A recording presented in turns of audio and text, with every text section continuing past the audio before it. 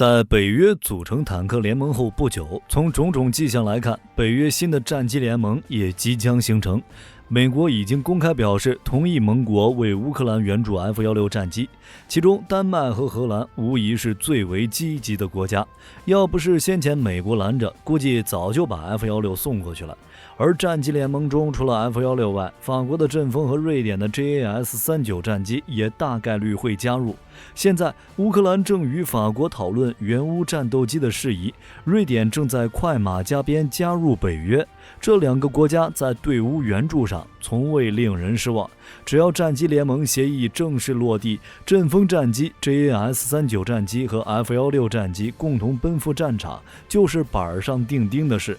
这样一来，今年俄乌战场无疑会比去年更加热闹。乌克兰军队从陆军到空军都会有大幅升级，陆军将会得到美国 M1 艾布拉姆斯、德国豹2、英国挑战者2以及法国勒克莱尔，空军将会装备美国 F-16、法国阵风以及瑞典 JAS-39。可以说，乌军将手握全球各式先进武器。而俄军这边在陆军和空军中也投入了最新型的装备，在这里火力军称之为三大金刚，但这三款武器却都没能在战场上有过人的表现。首先就是俄罗斯陆军的大网红，人送外号红场阅兵终极神车的 T-14阿玛塔。该型坦克是俄罗斯最新一代主战坦克，首次亮相即2015年5月4日的红场阅兵式上。T-14号称全球第一款第4代主战坦克。从纸面性能来看，最大的亮点是采用了无人炮塔，这与美国最新的艾布拉姆斯 X 坦克异曲同工。单就这一点而言，俄国人的确走到了美国人和欧洲人的前面。毕竟欧洲同为下一代坦克的 KF-51和 EMBT 都没有采用如此激进的技术。火力军认为坦克上应用无人炮塔是发展趋势，这样的好处一是可以降低整车高度，二是能够最大限度地减少坦克吨位浪费。例如 T-14的3名车组成员全部位于车身前方，所有的成员都在车体中的设计，可以把炮塔和车体的装甲全部集中在车体上，在吨位增长有限的情况下，优先增加关键部位的装甲防护，更好地保护藏身于车体中的坦克成员，做到即使坦克受损失去了战斗力，车组成员也不会受到伤害。在武器方面， T-14抛弃了俄式坦克沿用了半个世纪的125毫米 2A46 系列滑膛炮，转而装备了全新设计的125毫米 2A82EM 式滑膛炮。俄方声称该款火炮的技术性能超过世界上所有坦克炮 20%至 25%， 在炮口能量方面也超出西方现阶段最好的豹2 A7 加火炮的 20%。在防护系统方面，俄罗斯也是痛下血本，其配备了新一代孔雀石爆炸反应装甲。该装甲的研发公司声称，其防护性能亦是全球最强。除了比传统爆炸反应装甲装药量更大外，底板还增加了金属陶瓷层，相较于全金属装甲的防护能力高 1.5 倍，能够防御脱壳穿甲弹和北约使用的反坦克炮弹。除此之外， T-14还配备了阿富汗人拦截式主动防御系统，具备拦截反坦克导弹、火箭弹和平右穿甲弹的能力。虽然北约坦克中已大量装备同类型的以色列战利品，但在俄式坦克中装备此类主动防御系统还是头一遭。这样看下来，如果 T-14能派遣到俄乌战场上，哪怕正面对决北约的4大金刚，也定能扭转战局，将乌军揍得丢盔弃甲吧。毕竟那4款都是冷战时期的坦克，仅靠不停的修修补补才服役到现在，跟俄军全新设计的红场阅兵终极神车差远了。但实际情况又是如何呢？目前在俄乌战场上， T-14仅被发现一次，那就是在2022年10月8日的时候，地点位于卢甘斯克的米德金斯卡亚村附近，但一直没有其参加战斗或击毁击伤敌军的报道，后来更是再也没有出现在人们的视野中，这就不应该了。毕竟俄军开战至今已经损失了至少1500辆各型坦克，战损比例已经超过了俄军现役主战坦克的 40%， 俄军坦克部队遭到重创已经是不折不扣的事实。T-14再不上场，俄军坦克就要打光了。那为何 T-14总是扭扭捏捏不登场呢？原因就是这玩意儿俄罗斯实在是难以量产。T-14于2015年公开亮相，如今8年过去了，这时间不算短了，但其和俄军打算换装的其他先进武器一样，陷入难产。T-14单车造价成本达到460万美元，比300万美元单价的 T-90高出一大截，加上一些核心部件需要进口，因此导致产能严重不足，并且由于俄罗斯发动机小型化技术不过关，导致 T-14搭配的 X 型12缸发动机高度太高，加上超长弹药被垂直放置在自动装弹机上，因此坦克总高度达到 2.71 米，完全无法体现出无人炮塔坦克压缩车体的高度优势。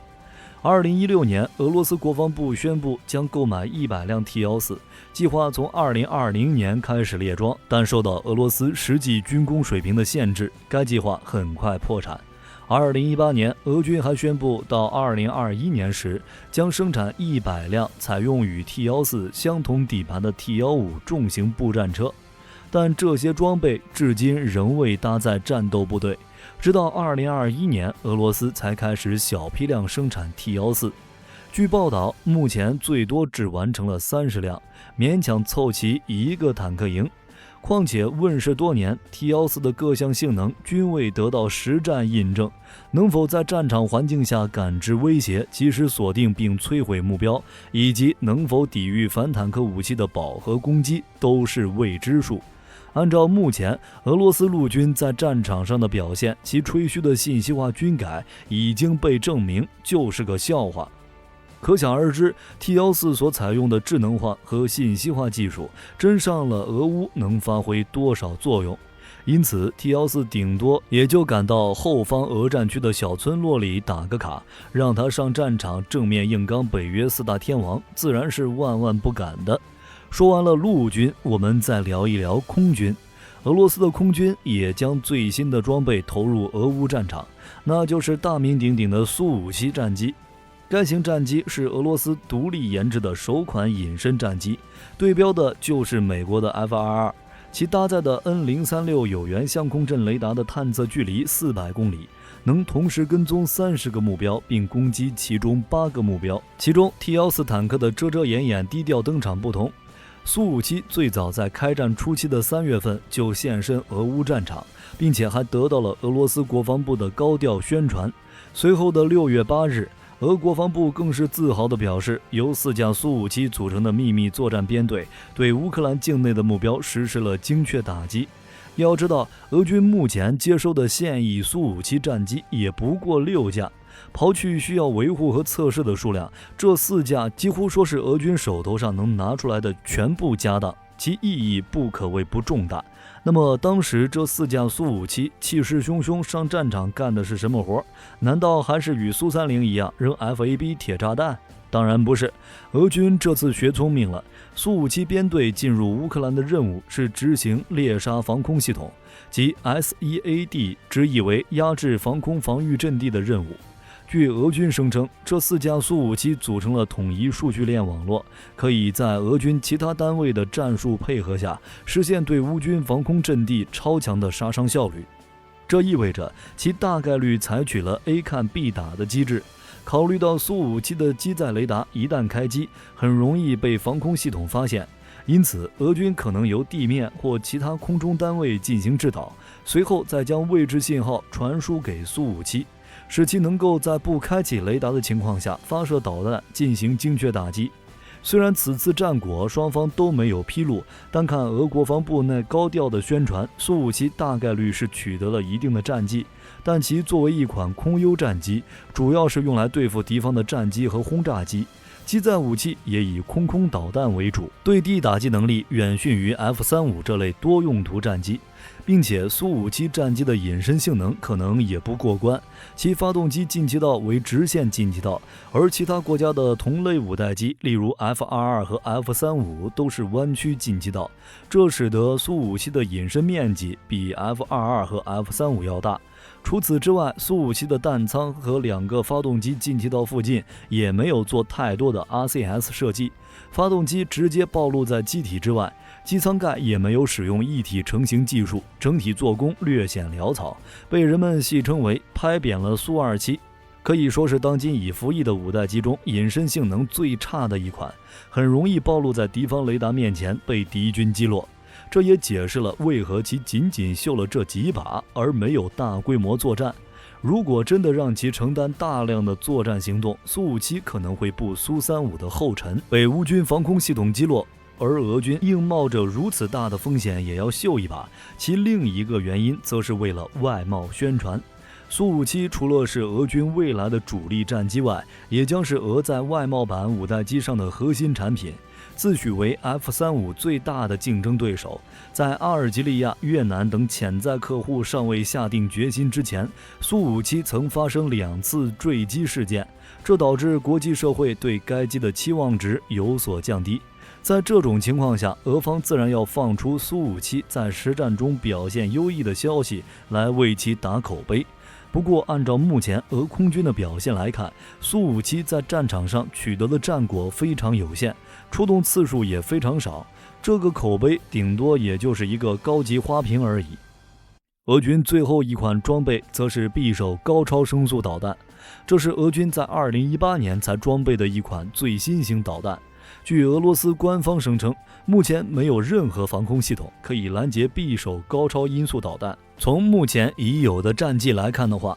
确实如此，因为实在没有拦截的必要。俄军发射第一枚匕首是在3月19日，战绩是打中了乌克兰一个养鸡场的饲料库，而这个饲料库并非是匕首导弹受到了干扰或故障原因偏航，的确就是其要攻击的目标。因为俄军的海鹰无人机在导弹击中前就已经在附近等着拍摄导弹命中的场面，并成功地传回了导弹命中的影像。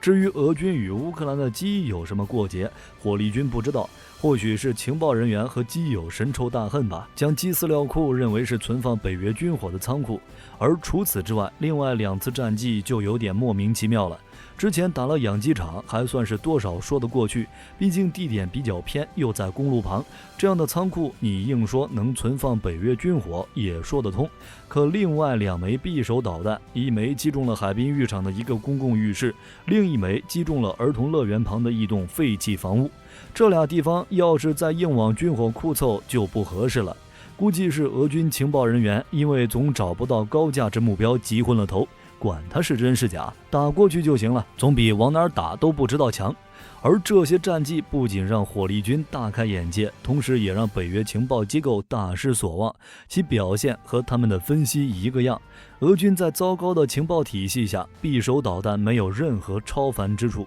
并且俄罗斯电子工业落后，匕首导弹上用到的芯片传感器等电子元器件都需要从外国，这次全球都对俄罗斯进行了制裁，其很难再进口到用于生产匕首导弹的芯片传感器。所以原本数量就有限的匕首导弹，目前也是打一枚少一枚。总体而言，俄军的3大金刚，无论是坦克、战机还是导弹，纸面参数一个比一个强，实际战绩一个比一个菜，都只是徒有其名而已。好了，这就是本期的全部内容。你们认为俄军这3款最新武器表现如何？欢迎将看法发表在评论区。我是火力军，我们下期再见。